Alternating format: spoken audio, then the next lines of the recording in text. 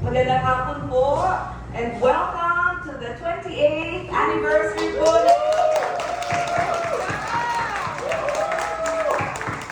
Alam mo kung dinala tayo dito ng Panginoon para siya ay papurihan. Amen? Tayo po ay kilalanin natin ang kanyang kadakilaan, ang goodness ng Panginoon all these years sa ating buhay. Tayo po ay dinako ng Panginoon dito ng matiwasay. Praise God!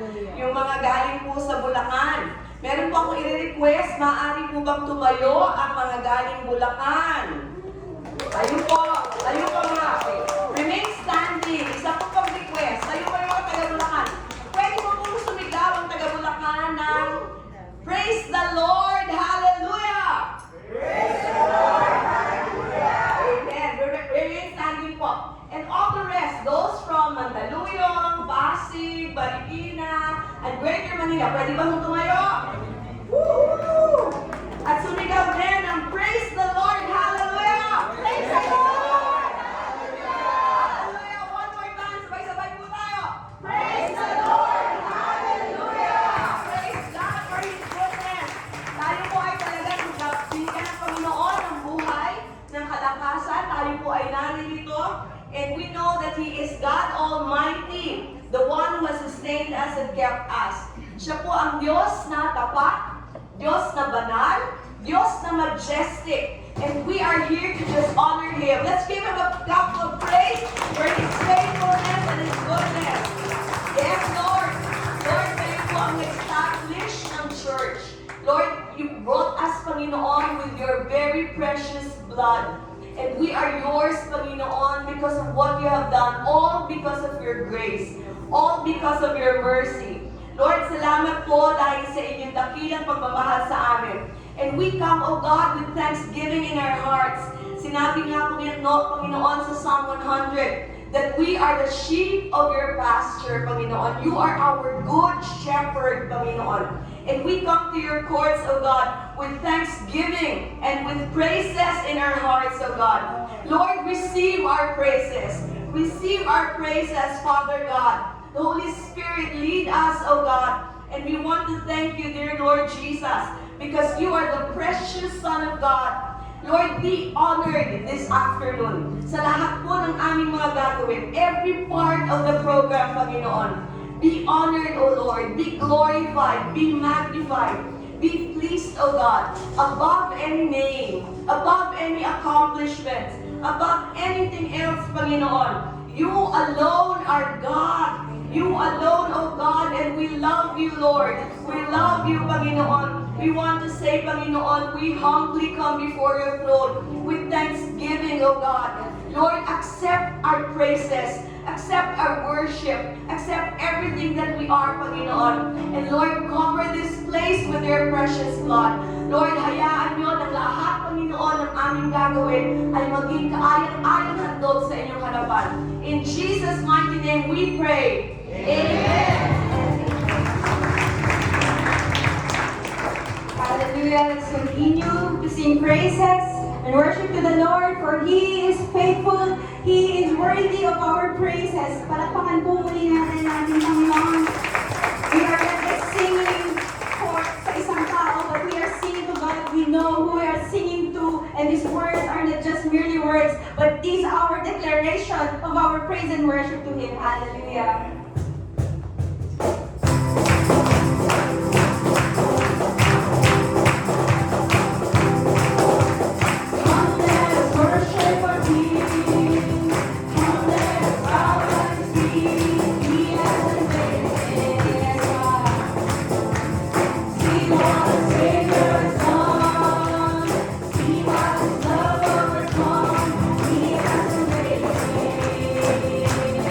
He has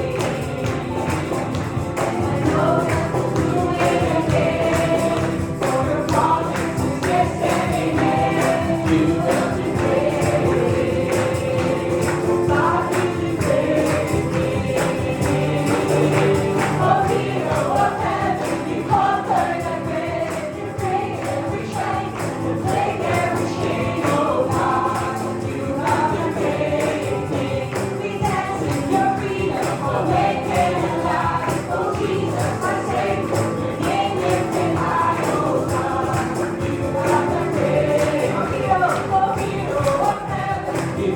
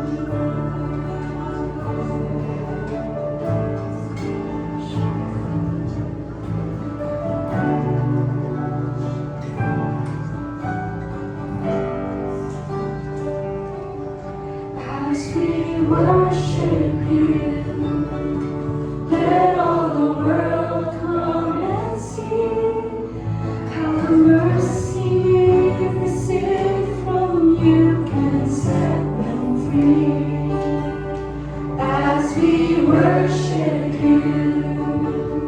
Let all this joy that fills our hearts bring a hunger and a hope to those who stray so far.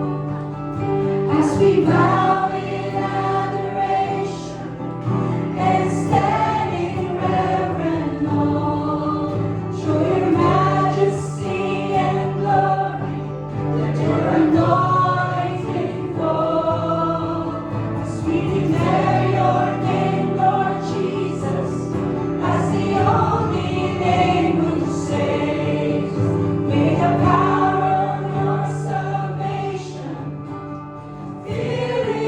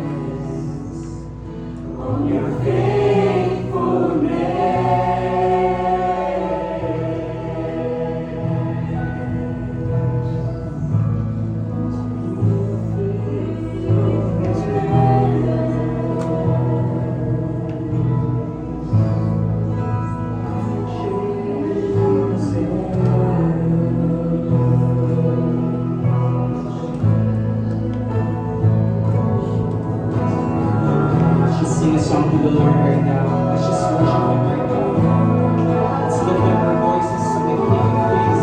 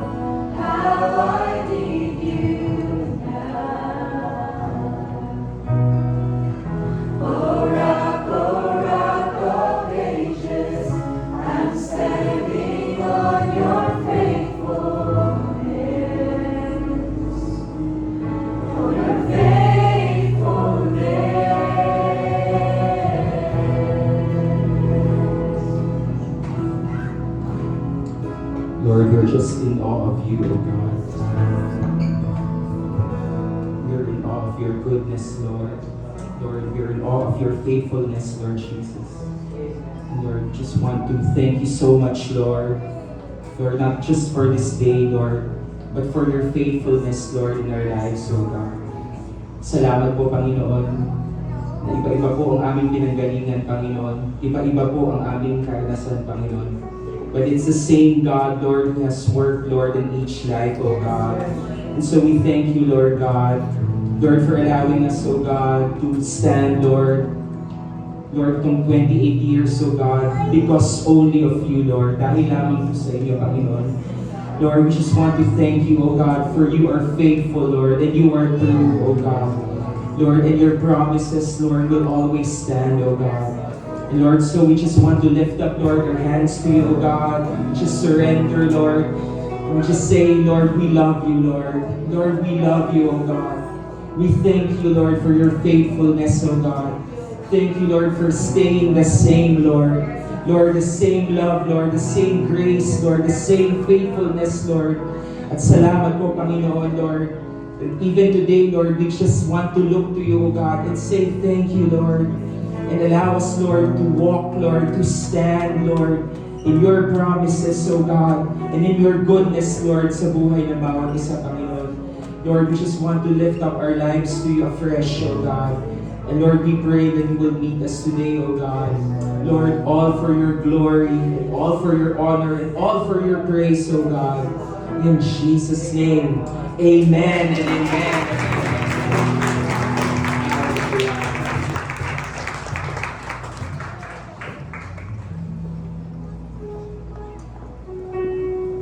Tayo po lahat ay makakaupo na. Pinapapurihan po natin ang Panginoon sa kanyang kadakilaan sa 28 taon na kanyang katapatan sa atin. Katapatan na kanyang pagbibigay, na kanyang provisyon, ng gabay, ng lakas, at ng katatagan ng ating simbahan. Purihin at luwalhatiin ang Panginoon sa kanyang matapat na pangako sa atin na patuloy-patuloy niyang ginagawa sa ating mga buhay at sa ating church. Welcome po sa mga naupang dumating, na dumating pa, especially po yung mga taga-Angeles, Pampanga. Purihin po, Panginoon, tayo po palakpakan natin ating Panginoon sa hapon na ito. Kaya po ako tumayo sa pagkakataon to, tayo po dadako sa pagbibigay sa ating Panginoon. Ang papahayagan po ng Banal na Espiritu ay sinasabi po ng 2 Corinthians 9, verses 6 to 10, 6 to 8, babasahin ko po. Tandaan niyo ito, ang nagtatanim ng kakaunti ay aani ng kakaunti, at ang nagtatanim naman ng marami ay aani ng marami. Naranasan po natin lahat ang mga bagay nito na sa atin pong patuloy na pagbibigay para sa Panginoon, tayo po ay umaani ng ating ibinigay. Katulad ng sinasabi sa Lucas, give and it will be given back to you. Kung nagtanim tayo ng kakaunti, aani tayo. Kung nagtanim tayo ng marami, aani tayo ng marami. Yan po ang prinsipyo ng Panginoon na tinuturo sa atin upang maranasan natin yung generosity ng Panginoon. And verse 7, ang bawat isa'y dapat magbigay ayon sa sariling pasya, maluwag sa loob at di napipilitan lamang, sapagkat iniibig ng Diyos ang kusang nagbibigay ng may kagalakan. Napakaganda pong kapahayagan ng Banal na Espiritu, magkaroon tayo ng kagalakan, kagustuhan, pagmamahal na tayo ay nagbibigay sa Panginoon. And then sa verse 8, magagawa ng Diyos na pasaganahin kayo sa lahat ng bagay at higit pa sa inyong pangangailangan. Ito po yung prinsipyo, ito po yung susi. Gustong-gusto ng Panginoon na tayo'y pasaganahin sa maraming mga bagay.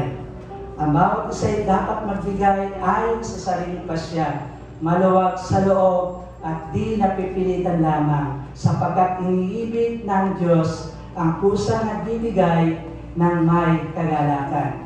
Makapagbigay po tayo ng ating mga kaloob sa pamamagitan ng pwede po natin itong isend sa ating sa GCash o bank account na ginagamit ng ating church, o kung di naman po ay iabot po natin sa humahawak na koleksyon ng ating church. Sa Quezon City po ay kay Sister Miriam Ferrer, sa Baliwag naman po ay kay Sister Remy Cruz. And then kung nais po nyo magbigay ng handog, kaloob, gift, love gift para sa Panginoon, para sa ating anniversary, meron po tayong basket dito. Malaya po tayong makapagbigay ng ating kaloob.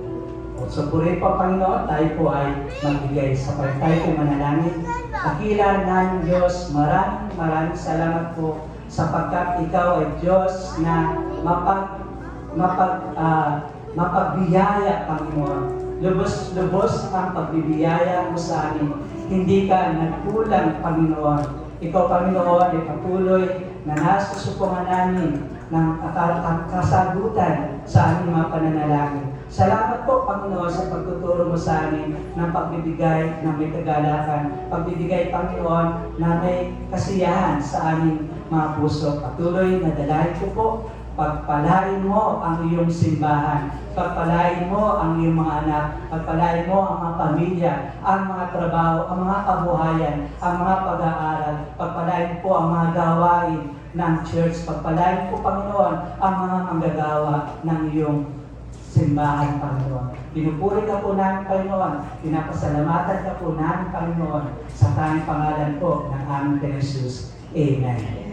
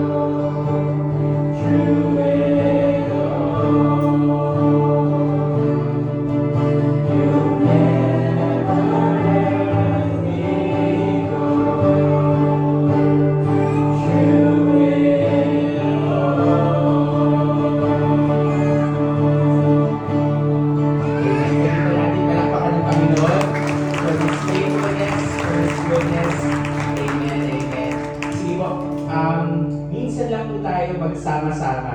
Tama po, di ba? Baliwag and Quezon City. Pwede po ba natin kamayan? Yung mga hindi pa natin talaga nakikita for the longest time. Pwede ba tayo tumayo ulit? Tayo lang tayo ulit and just shake the person's hand. Yung hindi po natin nakakasama palagi. At pakisabi, I miss you. And happy 28 years.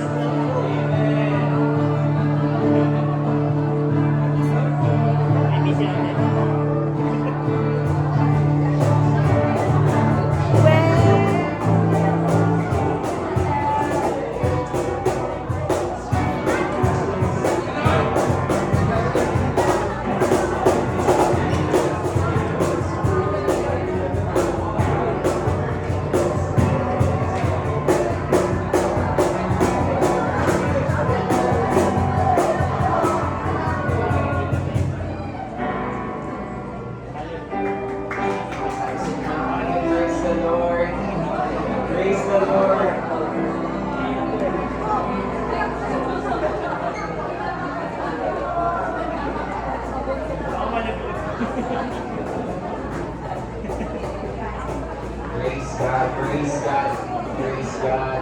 Thank you, Lord, thank you, Lord. Mabuti po ba ang Panginoon? Amen, amen, amen. The Lord is faithful, the Lord is true. And again, pakisabi muli sa inyong katabi, happy 28 years. Amen.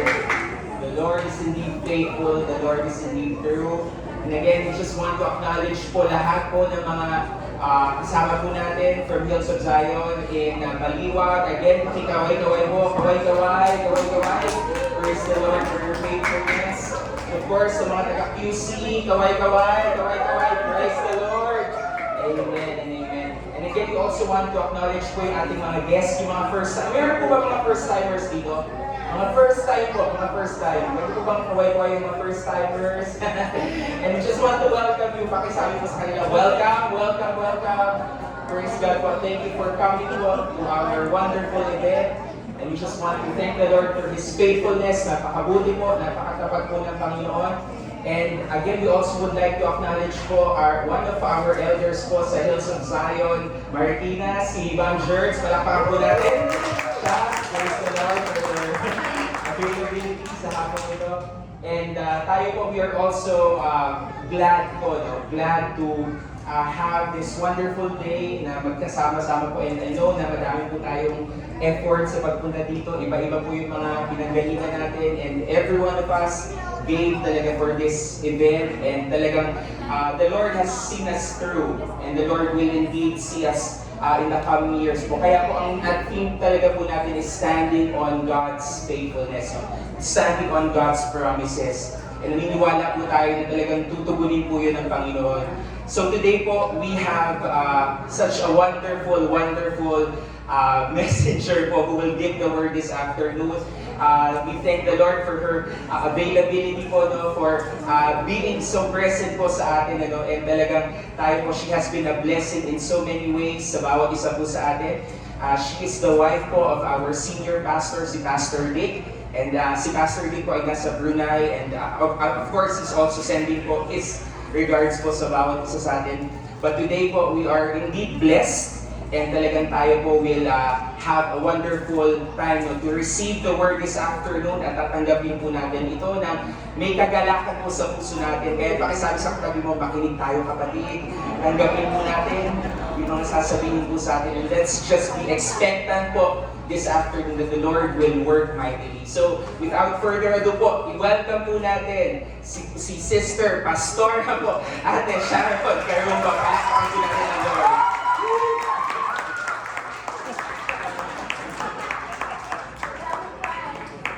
Nakaka-pressure. Mr. No? Si wonderful pala. Sorry. Yung wonderful pala ako, nakaka-pressure. Kasi nagdaganya pa ng pastor. Ate siya. So, good afternoon po sa bawat isa sa inyo. I'm just so happy to be here po, to be able to celebrate po with you in your anniversary. Sa ating po anniversary. So, on behalf po of Hills of Zion, Marikina, and all Hills of Zion churches po, and Pastor Dick, happy anniversary po. And of course po, pag dumadating po lalo yung ganitong mga event, hindi po natin nakakalimutan si Pastor Mon. I believe po talaga he will be remembered for all generations because of what he planted para po sa gawain na ito, and because of what he has established po sa ating mga buhay. So, parang, I'm just so amazed na coming here, on our way, nararamay talaga ng Lord si Pastor Mon. Si God talaga yun na, yung si Lord una, hindi niya po nakakalimutan lahat ng ginagawa natin sa Kanya. And also, He causes us to appreciate. Di ba na kahit okay na siya doon, masaya na siya doon, pero tayo po, maganda lang, di ba, ikwento sa mga anak natin na ito yung ginawa, ito yung mga paghihirap, patience and endurance po ni Pastor Mon. So, praise God po. So, before po we go to our message today, pwede po tayong just pause for a while and let's just pray po. Hallelujah, Lord. Lord, we thank you for your grace. We thank you, Lord, for your mercy. We thank you, Lord, for giving us strength. And even, Lord, we thank you, Lord, for extending our lives, that today we have the privilege, Lord, to declare your goodness, to hear of your faithfulness. Makita namin, Lord, yung fulfillment of God, na although alam namin hindi pa tapos, marami ka pa pong gagawin, Panginoon. Lord, sa gawain nito, Panginoon, na sinimulan po ni Pastor Juan. Thank you, Lord, Panginoon, na hindi po inalaw, Father God, Lord, that this ministry will die down, but until now, we see your hand. Indeed, you are a faithful, faithful God, and a faithful, faithful Father, true to your promises, true to your promises. Lord, speak to us today, and we pray na ikaw po ang mamuna sa amin. We ask for your very presence, for your anointing in our midst. And all of this, Lord, we give you all the glory, for you alone deserve it. In your most precious name, dear Jesus, we pray. Amen and amen. So, ang theme po natin for this year is standing on God's promises. Sabi po ng Psalm 119, 116, I think hindi po ito NLT, hindi ko na po nabula yung NLT. Sustain me, my God, according to your promise, and I will live. Do not let my hopes be dashed. Or in other translation po, do not let my hopes be crushed. In God's Word translation, sabi po doon, help me, God, as you promised, so that I may live. Do not turn my hope into disappointment. So the most widely cited, pag tatanungin po natin, napakadami ng promises ng Lord sa Bible. Ilan ba yung promises ng Lord? So the most widely cited estimate of God's promises for humankind in the Bible is 7,487. Halo-halo na po yun. Meron po doon conditional, ibig sabihin, kasama ng pangako na yon, dahil pinapagawa ang Lord sa atin, may require na action. May unconditional, na it relies solely on the Lord, and dispensational. So meron siyang specific timing sa panahon sa Old Testament, sa New Testament time, at sa panahon po natin ngayon. And here are the main categories of God's promises. Discover many areas of life and faith of Christians, and the most common po include salvation and eternal life, which ito po ay God promises to forgive sins and grant everlasting life to those who believe.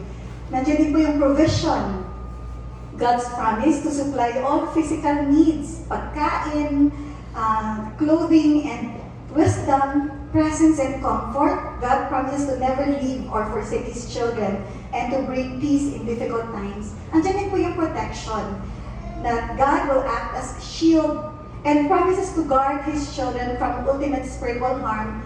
Ganun din po yung guidance. God promises to direct the paths and give direction to those who seek Him, endurance and strength. God promises to renew strength and give power to finish the work He started. So, individually, alam ko po na meron tayong mga pinangahawakan na pangako sa atin na ating Panginoon. Whether na-receive natin by reading the Word of God, yung mga hina-highlight natin, di po ba sa Scripture, or nung pinag-pray tayo, naka-receive tayo ng prophetic word, or minsan through a dream, may mga panaginip, or kung minsan po, visions. And ito po yung mga gino-journal natin, tama po ba? Pag nag-devotion tayo, pag nagbabasa tayo ng Biblia, may nabasa tayo doon, tapos grabe nagrarama sa heart natin. So we get our devotional notebook and sinusulat natin, may date pa yan, minsan may oras pa yan, tapos naka-highlight pa sa Bible. Tapos when dumating yung mga panahon ng mahihirap na sitwasyon, pinapaalala sa atin ng Lord, yun yung mga pangako ng Lord na strengthen sa atin. Na sinasabi natin, Lord, pero Lord, nag-promise ka eh. Di ba Lord, nag-promise ka? Sinabi mo sa promise mo ganito. So we hold on to the promises of God. We have already received madami po sa mga fulfillment ng mga promises na ito, at nandun yung gratefulness sa ating mga puso.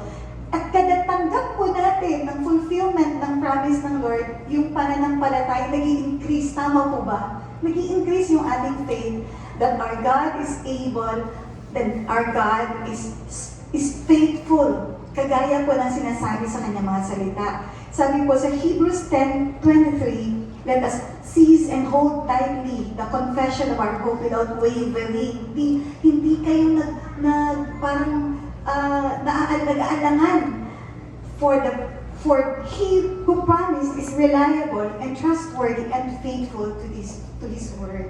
So, personal promises, individual promises.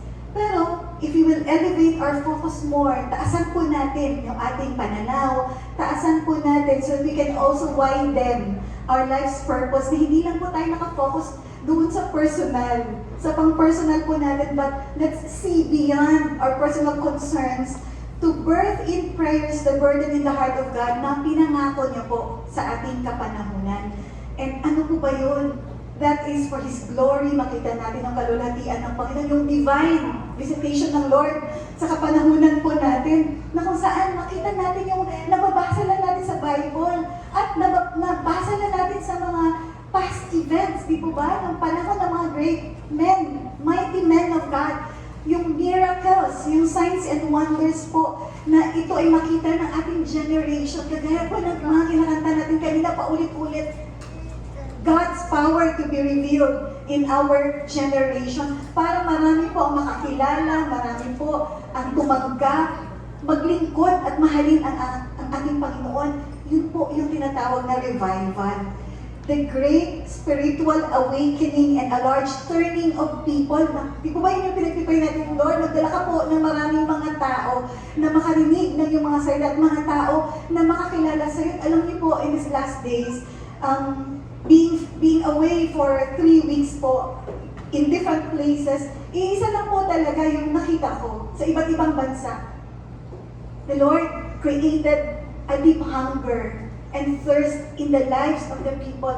Sa New Zealand nga po, nagkaroon ng event na Kinchugi about brokenness. And pinost lang po nila yung sa Facebook. Bukod doon sa mga personal invitation po na ginawa nila. And we were so surprised na yung mga foreigners, mga iba't ibang kulay na mga tao po ang dumating po dun sa event na yon. At ang sabi po nila, nakita lang nila sa Facebook. So, sa panahon natin ngayon po, masasabi natin na hininog na, right na yung heart ng mga tao para kilalanin si God. Kailangan lang tayo magsalita. Kailangan lang tayong kumilos para gawin kung anong pinapagawa ng Panginoon sa atin. In the Bible, God promises that in this time, sa kapanahunan natin po, sa huling mga araw na ito, magkakaroon po ng divine visitation. God's Spirit will move in power in the hearts of the people to bring renewal, salvation, and a strong desire to know Him. So, tingnan po natin yung ilan sa mga promises ito sa Biblia. The promise of God's Spirit sa Joel 2:28. Sabi po doon, I will pour out my Spirit on all people. Your sons and daughters will prophesy, your old men will dream dreams, and your young men will see visions. Tapos sabi din po sa verse 23, He has given you the former rain faithfully, and He will cause the rain to come down for you.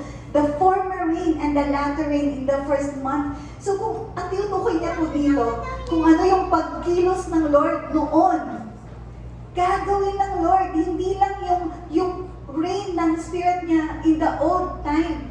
Pero pagsasamahin niya yung kanyang nireserve na move in our time, ay pagsasamahin ng Lord, ibig sabihin, He will move in such power that we have never seen before. In Hosea 6:3, He's going forth, is established as the morning. He will come to us like rain, like the latter and former rain to the earth. So with these scriptures, ang prayer po natin sa Zechariah 10:1, ask the Lord for rain in the springtime. It is the Lord who sends the thunderstorms. He gives showers of rain to all people. So hindi po na, Lord, nangako si God, antayin na lang natin na dumating ang pangako ng Lord. Hindi po ganun. Pero we will bring the promises of God into fruition by prayer. Ipanalangin natin po para makita natin yung resulta ng pangako po ng Panginoon. And then another one, reaching the whole world in Matthew 24:14. And this gospel of the kingdom will be preached in the whole world as a testimony to all nations, and then the end will come. Our prayer for this is in Habakkuk 3:2. Lord, I have heard of your fame. I stand in awe of your deeds. Repeat them in our day, in our time, make them known. As we have also been mentioning kanina sa mga songs natin, Lord, gawin mo ulit. Do them again. Do it again, Lord, in our time. And then spiritual total restoration. Hosea 6:2, after 2 days, He will revive us. On the third day, He will restore us, that we may live in His presence. Our prayer, Psalm 85:6, will you not revive us again, that your people may rejoice in you, and that a personal heart change. Isaiah 43:19, see, I am doing a new thing, now it springs up. Do you not perceive it? I am making a way in the wilderness and streams in the wasteland. That our prayer for this is Lamentations 5:21. Restore us to yourself, Lord, that we may renew our days as of old. So paulit-ulit yung prayer, Lord, gawin mo ulit. Kung ano man yung ginawa mo nung unang panahon na maraming mga tao, di po ba sa New Testament, thousands of people, sa isang gathering, 5,000 people ang tumatanggap sa Panginoon. So that mag-birth po sa ating heart na, Lord, ipinangako mo ito. Ipinangako niyo po ito, Lord. Kung titignan po natin, we are now in the last days. Earthquakes, yung earthquake lang po na nangyari itong nakaraan sa Mindanao. The other day, nagkaroon din po ng earthquake sa Japan na sabi po ng isang kapatid natin na nahuli pa po umuwi, nasa 9th floor po siya ng hotel. Talaga pong sumasayaw daw yung hotel building. Nung chinek ko po, because I was checking, sabi ko, yung pagtakbo ng earthquake, nagulat po ako na, sabi doon, sa isang araw lang, earthquake in Sarangani, Mindanao, earthquake in Japan, ang dami pong prefecture na affected. Tapos hindi lang pala doon, sa iba't ibang bahagi ng mundo. Eh sinabi ng Lord sa Matthew 24, di ba? In the last days, ito po yung ating mga mararanasan. And then we can also, grabe yung corruption, grabe yung wickedness na sa mga schools, nakakatakot, di po ba? Yung napakinggan natin balita lately. Kaya tatahimik lang po ba tayo? We should not be silent, but we should be praying. Lord, di ba nangako ka, Lord, na muli ibubuhos mo ang iyong espiritu. Nangako ka, Panginoon, at ang role po natin, individually as a Christian, and the role of the church is to pray, is to kneel down before God in prayer. Sa Biblia po, si Moses po, when we speak about revival, Moses was the one to whom God first displayed His revival. Yun po palang pagtawid ng mga tao na nakarating sila sa Promised Land. That was the first revival. Before po kami pumunta sa Sydney noong June 5, ako po broken hearted. Because on my first application po ng transit visa na-deny po ako. So si Pastor Dick lang po yung na-approve, ako po na-deny. So na-broken hearted po ako kasi iniisip ko matutulog po ako sa airport ng 2 araw. The next day po, mayroon pong dawn watch. Nung nasa dawn watch po, kasi maaga ako nagising that day, nakapag-pray na po ako tapos na po mag-pray. So doon po sa dawn watch, nakaupo lang po ako, nakikinig lang po ako nung worship song na piniplay po. Just savoring the presence of God. And then suddenly, the Lord dropped these words in my heart. Sabi lang ng Lord, what did Moses do? Walang kaabog-abog. Hindi ko naman iisip si Moses. Ito problema ko nga yung visa. Kaya nalaman ni Moses sa visa. Tapos biglang, sabi ng Lord sa akin, alam niyo po, almost audible. What did Moses do? So with that po, He placed in my heart the message of praying for revival. And I praise God na pinrepare ng Lord for this time that I will be able to share this message, the revival that God promised in our time. Si Moses po, amazingly encountered the sovereign God in a miraculous bush on Mount Horeb that burned without consume. Nababasa naman po natin sa Bible. Sa Exodus 3, then Moses said, I will now turn aside and see this great sight, why the bush does not burn. So when the Lord saw that he turned aside to look, God called to him from the midst of the bush and said, Moses, Moses, and he said, here I am.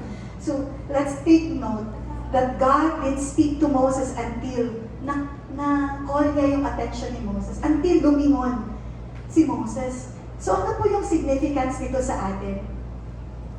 That God calls our attention at tinitingnan ng Lord na pag tinawag niya yung ating pangalan, tayo po ba ay lilingon? Tutugon po ba tayo sa Kanya? Turn aside from focusing on ourselves, sa ating mga problema, para ma-reveal na Lord ang Kanyang sarili sa atin, yung Kanyang heart, at kanyang mga purposes. So yung event na yun holds a deep significance on spiritual awakening and divine empowerment. In line with spiritual awakening, the burning bush represents God's presence interacting with the mundane world, yung ating pong daily life, yung pang-araw-araw po natin na buhay, na si Moses po, Moses was a shepherd, and Moses had to consciously pause at the time na tinawag siya ng Lord from his shepherding to engage with the divine mystery. Na araw-araw, di po ba? Ang pinapakita mo nito na sa ating pong kabisihan, sa ating pong mga trabaho, the things that we are concerned of, tinatawag tayo ng Lord at hindi na ng Lord na pagtawagin ba tayo ng Lord? Tayo po ba ay hinto sa ating ginagawa? At tayo po ba ay tutugon sa Panginoon? Kung titingnan po natin si Jesus in the Bible, napaka-busy niya. Ministry dito, ministry doon.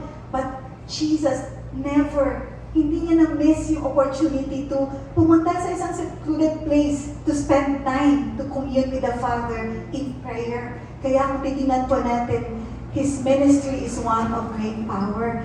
So in the same manner, speaking of spiritual awakening, God calls us to intentionally pause each day, bawat araw ng ating buhay, mula sa ating routine, to spend time to commune with Him in worship, in His Word, in prayer. Because prayer will fuel us to do God's will. Itong panalangin, ito po ay magbibigay sa atin parang gasolina para mabigyan tayo ng energy, ng power. By prayer, i-unleash ng Lord yung kanyang kapangyarihan para yung puso ng mga tao ay mas-set right with Him. At kung ano man yung mga forces of darkness, forces in the air, na mag-try na maghinder, ito po ay hindi po i-inaalaw ng Panginoon. And then, divine empowerment. Yung bush na na-encounter po ni Moses, umaapoy, pero hindi mo siya natutupok. Hindi siya nagiging abo. So the burning, the bush that was burning but not consumed, ang symbol po dito sa atin is the eternal nature and the ability of God to preserve and empower His people. Kahit those who feel inadequate and tired, without being destroyed, to endure patiently until they see the fulfillment of God's plans and promises. Ano pong sinasabi sa atin ito? Sinasabi po nito sa atin that no matter how insignificant and weak ang tingin mo sa iyong sarili, at ang tingin ng mundo sa iyo, despite na iyong kapaguran, di po ba? Tao lang tayo, kaya kung minsan, sa dami ng problema sa buhay, napapagod din tayo. God can empower us to be used for the revealing of His glory kung gagawin natin available yung ating sarili, beginning in that place of prayer, beginning in that secret place where He imparts His grace, His power, His anointing, which enables us to perfect the work He has entrusted us to do, at panghahawakan natin yung mga pangako ng Lord, hindi lang para sa ating sarili, kundi ang pangako niya for His name to be glorified in these last days.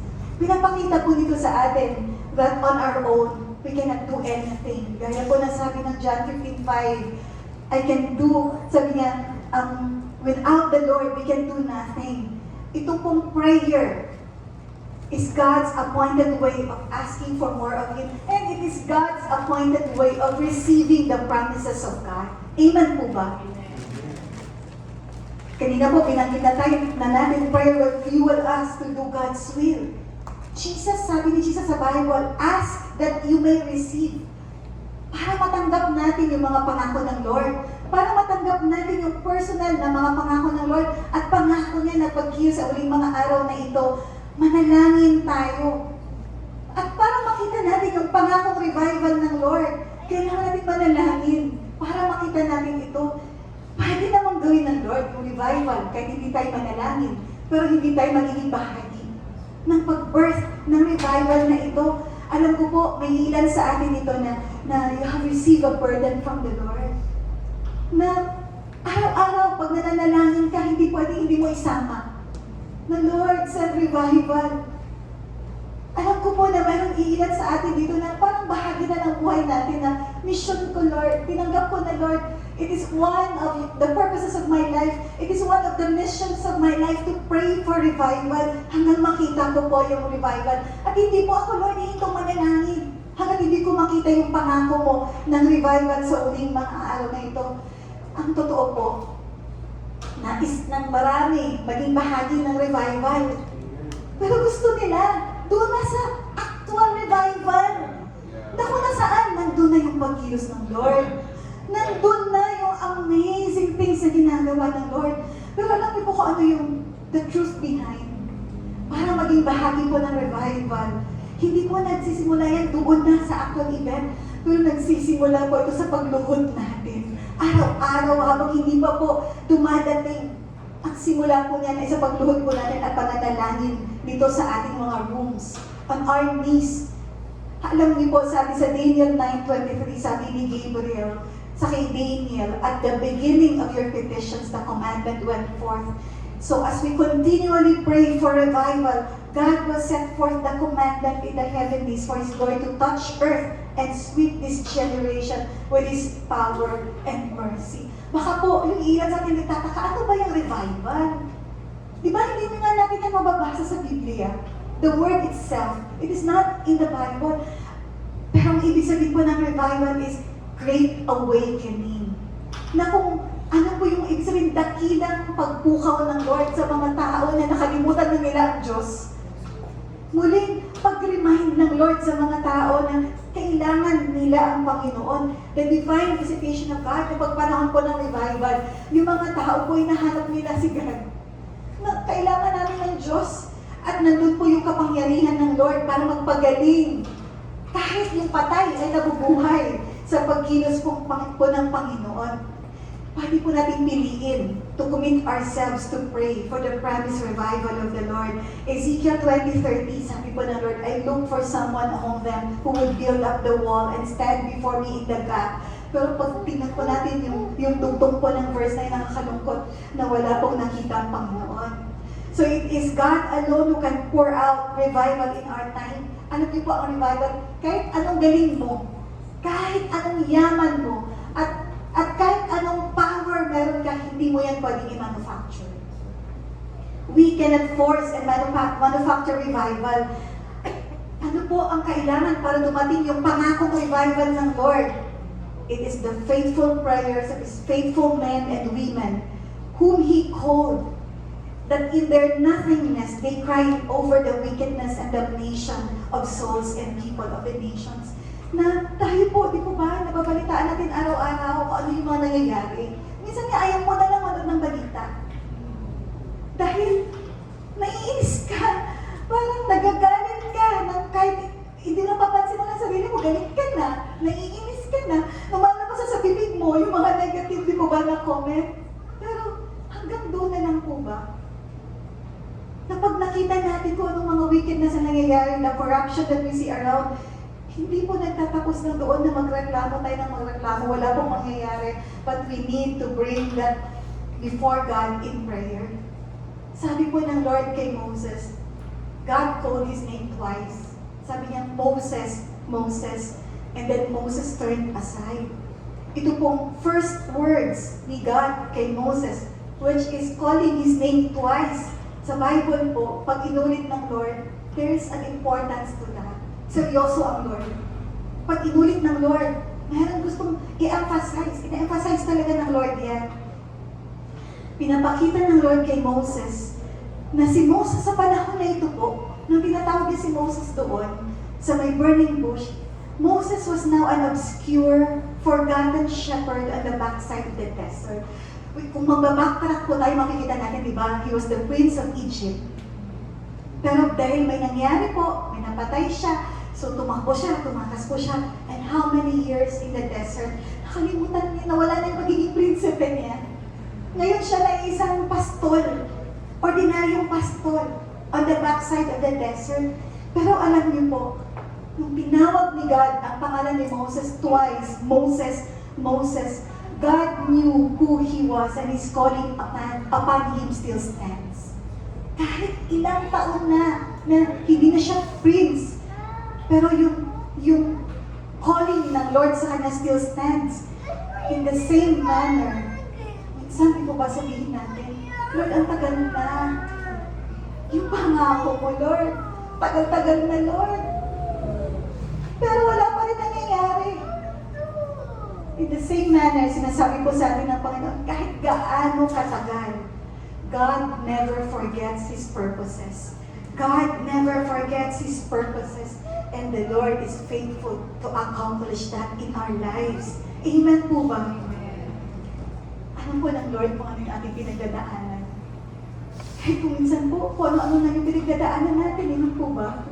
Minsan sabi natin siguro, ano na ba tuloy nangyayari sa buhay ko?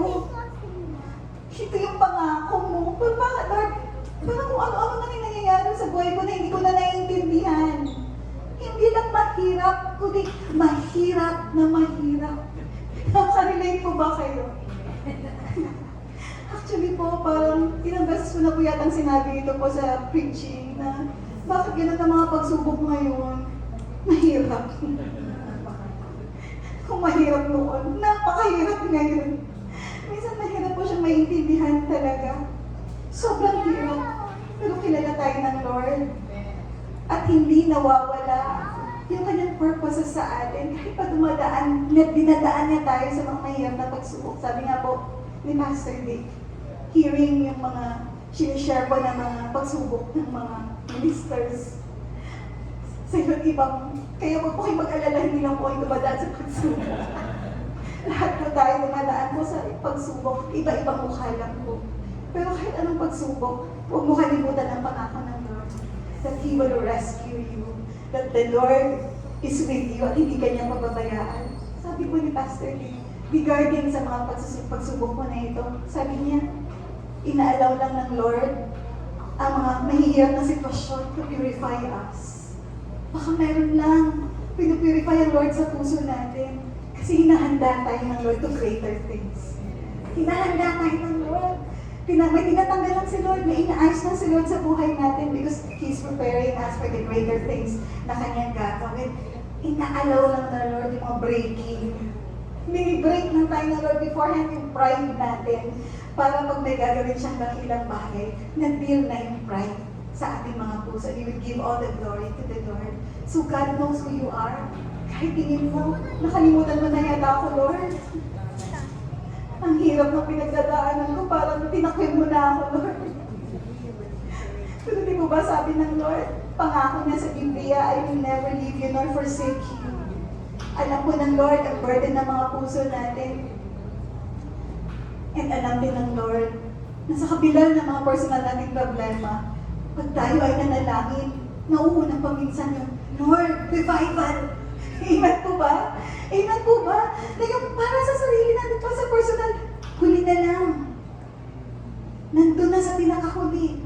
Kasi the Lord birthed in our hearts that burden for His name to be glorified. Ayaw natin na pagdating ng Lord, maraming tao na hindi pa po nakakilala sa Kanya at alam ng Lord na kung ikaw ay i-commission ng Lord to carry the burden of God, to birth in persistent prayers, His promised visitation and revival in His last days, alam ng Lord na kahit na marami kang concern, ikaw ay magkukulit sa Panginoon. You will say yes to the Lord.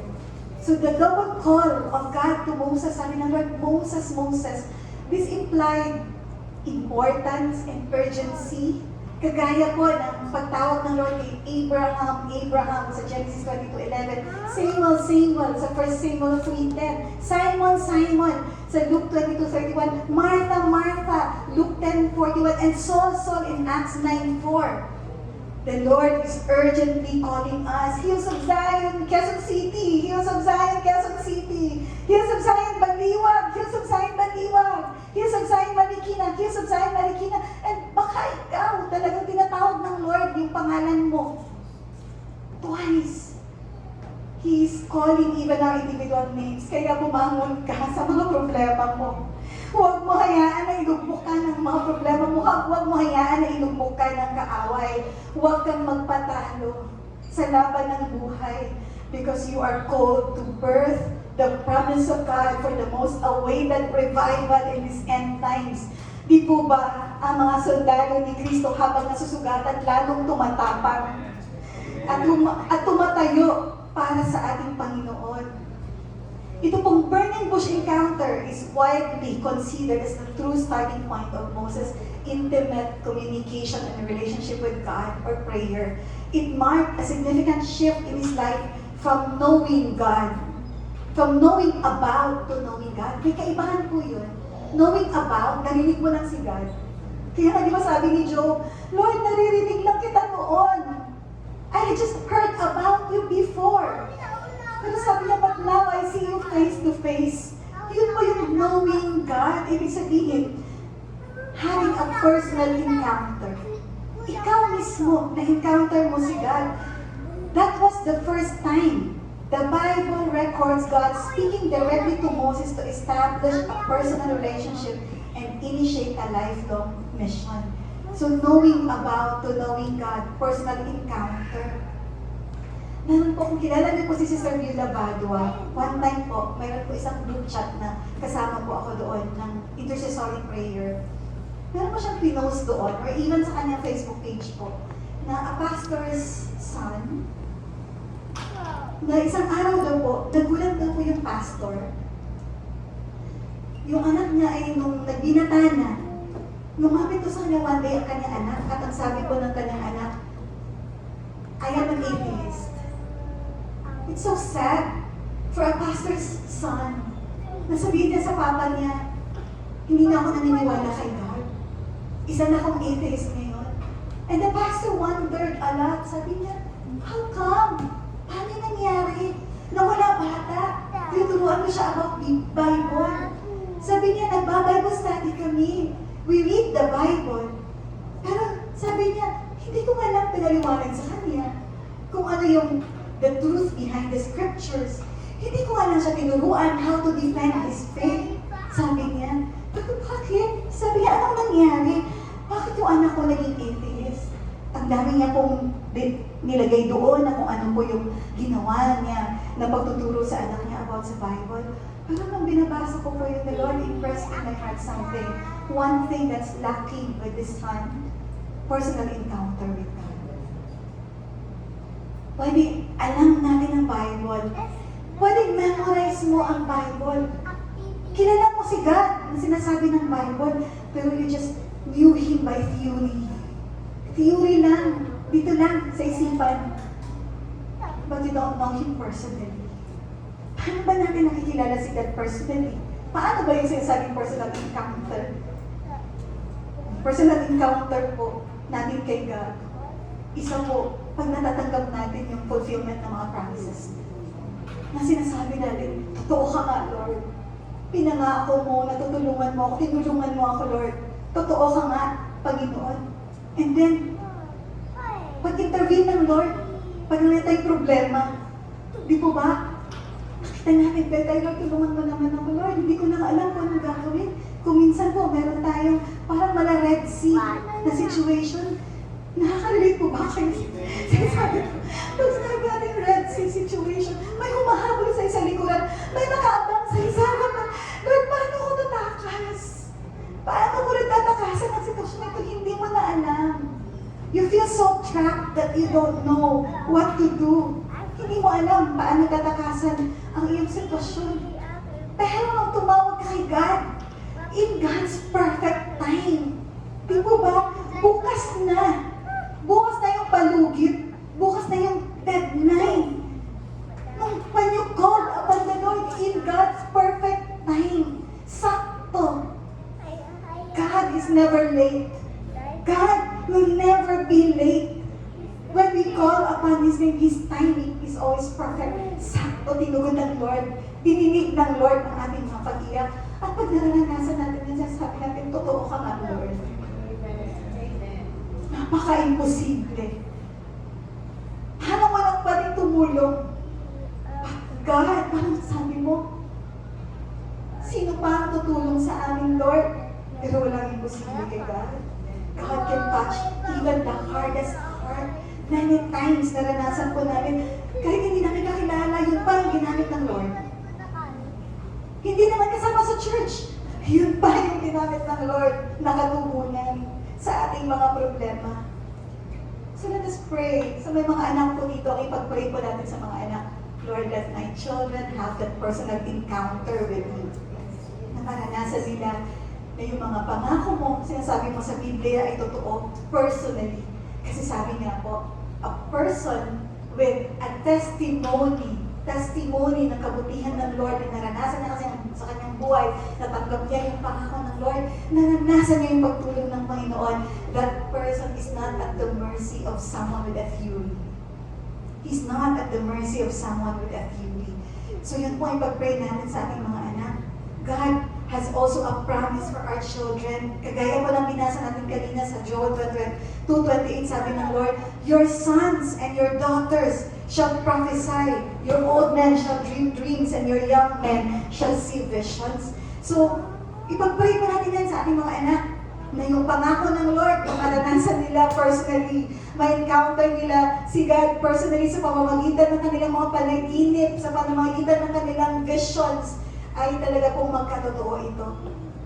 Then in Exodus 3:4, the first recorded dialogue of Moses and God sa Bible, sabi niya, when God calls out Moses, Moses responds with, here I am, which acts as his first recorded statement of availability in prayer in 40 years. Sabi po sa Exodus 3:5, then he said, do not draw near this place. Take your sandals off your feet, for the place where you stand is a holy ground. Ito po yung first mention ng word na holy sa Bible. This event is the first time the word holy is used in reference to God in the Bible, demonstrating the majestic and reverent nature of His intimacy. So makikita po natin dito na sa simula pa lang, God set first that which is most important. At yun po yung kabanalan. Kabanalan. We must approach God in reverence, and if we do so, we must approach Him in holiness. Kung tayo po ay sabihin natin, Lord, sige Lord, gamitin mo ako upang ipanalangin itong pangako mong revival. Hindi yun na basta-basta ka lang na mag-approach kay God ng ganon-ganon. But we have to approach Him in purity and in holiness. Kasi sabi po sa 1 Peter 1:6, it is written, be holy, for I am holy. Hebrews 12:14, work at living in peace with everyone, and work at living a holy life. For those who are not holy will not see the Lord. So napakahalaga po na bago tayo lumapit sa Panginoon, isubmit natin yung ating mga puso for the cleansing and ask forgiveness for sins upang matanggap natin, and we'll also be prepared to receive His promise. And then God reveals who He is, His sovereignty to those who pay attention to Him. When Moses paid attention, God spoke from the flames and revealed Himself as I am. Ano ba yung I am na ito sa Exodus 3:14? God said to Moses, I am who I am. And He said, thus you shall say to the children of Israel, I am has sent me to you. Sa Biblia po, itong I am who I am, nasabi po sa Hebrew, Ehe Asher Ehe is a profound name and the ultimate statement of self-existence, eternal presence, and absolute sovereignty. I am who I am reveals that God has no equal. Walang kapareho ang Panginoon. Sabi po ng Isaiah 40:25, to whom will you compare me? Or who is my equal, says the Holy One. Isaiah 46:5, to whom will you liken me and make me equal and compare me that we may be alike? Isaiah 45:21, and there is no other God besides me, a righteous God and a Savior. There is none except me. 1 Samuel 2:2, there is no one holy like the Lord. There is no one besides you. There is no rock like our God. Sabi nga po ni Mayor, there is no equivalent for God but God. If you place God on the side of your symbol of equation, there is nothing to put on the other but Himself. Walang kapareho ang ating Panginoon. Walang kapareho ng Lord natin. Kapareho ng kapangyarihan niya na kayang gawin ang mga imposibleng bagay na kanyang ipinangako sa atin. Diba sabi niya, nothing is impossible. For with God, nothing is impossible. So after having Himself known to Moses as I am, God identified Himself as the God of Abraham. Di ba pag nananalangin tayo, we call upon the name of you, Lord, the God of Abraham, Isaac, and Jacob. At sabi niya po kay Moses, narinig ko ang pag-iyak ng mga Israelites at Egypt. In Exodus 3:6-9, sabi po sa verse 7, and the Lord said, I have surely seen the oppression of my people who are in Egypt and have heard their cry because of their taskmasters. for I know their sorrows. The Lord is saying, I have surely heard your cry. He hears our cry and our sigh. Yung mga iniiyak natin na sariling mga problema at ang mga iniiyak natin na pag-iyak sa mga injustices na nakikita natin sa ating paligid, wickedness and oppression in our nations.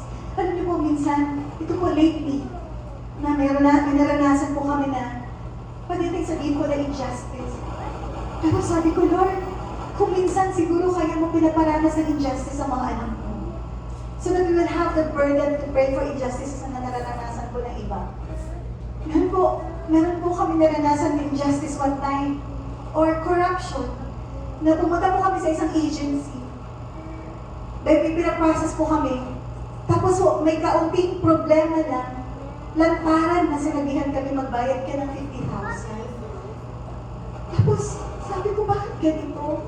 Pero na-realize ko po na siguro, Lord, talaga kung minsan inaalaw mo na maranasan namin. Na makaranas kami personally ng injustices, ng pag-take advantage, para magkaroon kami ng burden, para maipag-pray na mahinto yung mga bagay po ito na po nararanasan natin. So, sabi po dyan sa Ezekiel 9:4, walk through the streets of Jerusalem and put a mark on the foreheads of all who weep and sigh because of the detestable sins being committed in their city. Na siguro, pag umiiyak ka ng problema mo, personal mong problem, I don't think bibigyan ka ng mark ng Lord.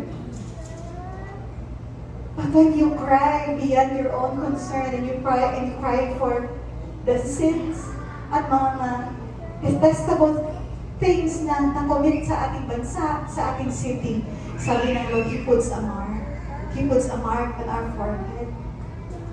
Kaya ang tanong ko po, sa mga prayers po ba natin, do we cry for against unrighteousness? Pinipipray po ba natin yan, Lord?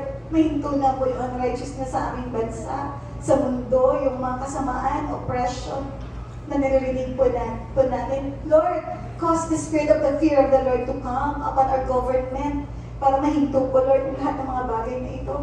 Hindi mo pala alam, pinipipray ka po na the Lord puts a mark on your forehead.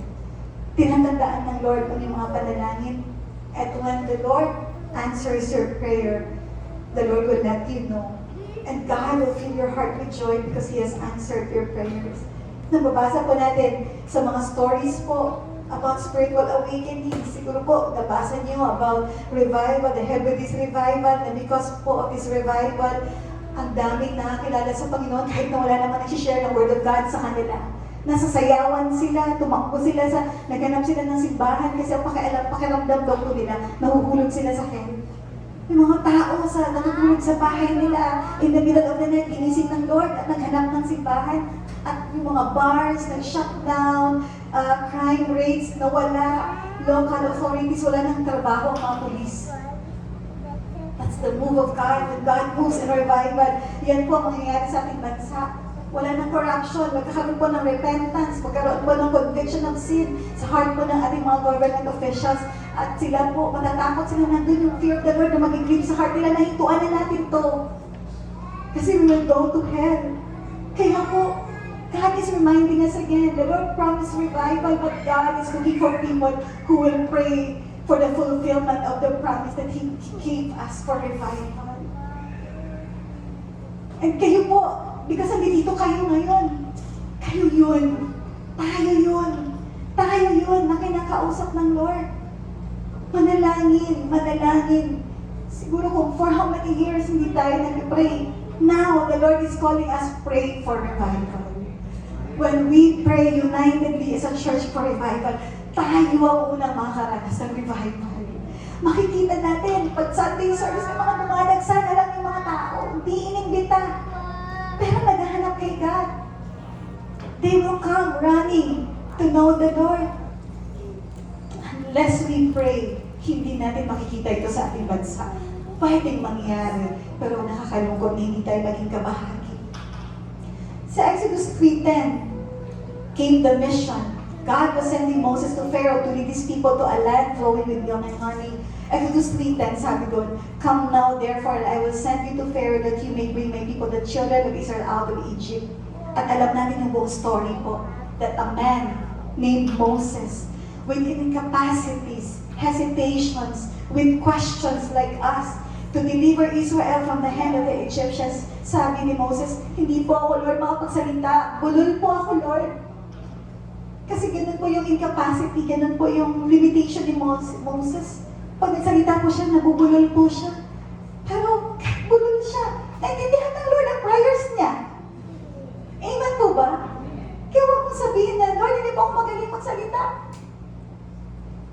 Kahit hindi buo ang prayer mo, alam ng Lord kung anong gusto mo ipag-pray. Ang importante, we come before the Lord in prayer. Di po ba sa Heavenly's Revival, the Smith sisters, yung isa bulag, yung isa po ay hindi makatayo dahil sa kanyang bended body. Pero hindi yan makakapag-stop sa atin mag-pray. Kahit nabusalan ka pa, you still can pray. Your heart can still cry out to the Lord. Kaya kung pipiliin natin mag-pray, surely our prayers will rise up before God. If we will choose to pray for revival, God will really answer our prayers. So, kahit sa kapanahunan natin po, naghahanap po ang Lord ng mga kagaya ni Moses, willing to be used by God in our time to come to the Lord. Regardless kung gaano katingin mo, napaka-insignificant mo. Simpleng tao lang ako, Lord, di naman ako kilala. Kahit tingin mo, wala kang bahagi. You are nothing. But God just looks for somebody with a heart na nagka-cry out for the glory of God. Ang kailangan po natin is yung Panginoon po na sasagot sa ating mga panalangin. Yung mga scholars po often highlight that later in his life, particularly po in Exodus 33, Moses, yung intimacy po niya grew to the point where he spoke to God face to face as a man speaks to his friend. But this profound relational journey officially sparked at the burning bush where God called his attention and he responded. Bumalik po yan doon sa panahon ng burning bush. Kaya do not despise small beginnings or small beginnings with the Lord. Yung maliit mong simula sa Panginoon, yung maliit mong panalangin, huwag mong sabihin na baliwala naman ito. Ayoko na lang manalangin. Hayaan mo na lang silang manalangin. Si Pastor Downs na lang yan. Manalangin kasi malakas siya kay God. Hindi po. No matter how small tingin mo sa sarili mo, the moment you kneel down and you cry out before the Lord have mercy, magpakilala ka po sa aming kapanahunan, God will hear your prayers. Gaya ni Moses, there will be situations na parang napaka-hopeless po sa ating mga buhay.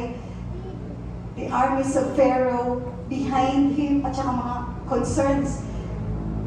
Yung Red Sea, which speaks of our personal concerns. Pero kahit gaano kahirap ang pinagdadaanan natin, hold on to God's promises. God promised to rescue us, to provide, to heal, to restore. So do not stop praying. Amen? Do not say, I quit. Huwag mo sabihin na, bakit pa ako magpapagod manalangin? Napaka-hopeless naman ito. No, stand your ground and keep praying. Sabi nga po ni Moses sa mga Israelites in Exodus 14:13, do not be afraid. Take your stand. Be firm and confident and undismayed and see the salvation of the Lord which He will accomplish for you today. Naalala mo ba yung mga matitinding pinagdaanan mo in the past? How God answered your prayers. Kasi pinangawakan mo yung mga pangako ng Panginoon. Sabi sa kanta natin kanina, you can do it again. And I believe you can do it again, Lord. Sabi niya, the Lord has never failed us. And God will never fail us. So with all the hurdles along the way, yung journey po ni Moses ng pagdala ng Israelites out of Egypt to the Promised Land, ito po is widely viewed as a powerful picture of spiritual revival and redemption. Na yung Promised Land mo na yun, as spiritual rest, Canaan, represents the abundant life, spiritual rest, and victory God provides to His people. So let us keep praying until we see God's glory. Until we see God's promised revival come and multitudes coming to the kingdom, until we see that every knee bows and every tongue confesses that Jesus is Lord alone to the nations. Yun po, today, here in this place, as you hear this message, the Lord is calling. And the Lord is searching every heart today. Sabi niya nga po sa Exodus 20:30, I look for someone who might rebuild the wall of righteousness that guards the land. I searched for someone to stand in the gap, in the wall, so I wouldn't have to destroy the land. But I found none. Pero sa kalagitnaan po natin ngayon, sabihin natin, hindi, Lord. Lord, kung naghahanap ka ng somebody na nagpipray, Lord, nagka-cry out against unrighteous, andito po kami, Lord. At dito po kami, we commit ourselves to pray. God is looking for you. God is seeking to hear your voice in prayer, and God is waiting for you to say, here I am, Lord. I will pray through your promise of great awakening in our time. I will not stop praying until I see your promise fulfilled. So let us be like Abraham, let us be like Samuel, Ezra, Nehemiah, Daniel, David, and most the mighty men of God